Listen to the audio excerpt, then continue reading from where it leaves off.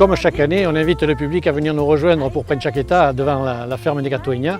Princiaqueta, qu'est-ce que c'est? C'est une petite fête autour du pressoir. En fait, on presse des pommes de variétés anciennes et locales, des variétés qui étaient autrefois cultivées en Pays Basque et en Béarn, et puis qui, au fil du temps, malheureusement, ont quasi disparu.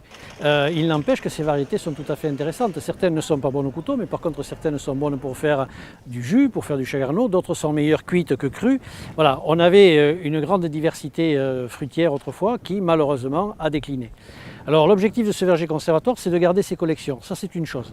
Mais le travail, il n'est qu'à moitié fait. Ce que l'on va chercher à faire, c'est en fait essayer d'inciter le public à replanter ces variétés anciennes et locales chez eux à la maison. Plutôt que de planter de la Golden, de la Boskop ou de la Granny Smith, ça on en trouve sur les supermarchés, il vaut mieux planter Anisha, Pescagara, Irishagara, Peacha, Ragaou, Calville, des variétés qui étaient cultivées autrefois et qui ont quasi disparu.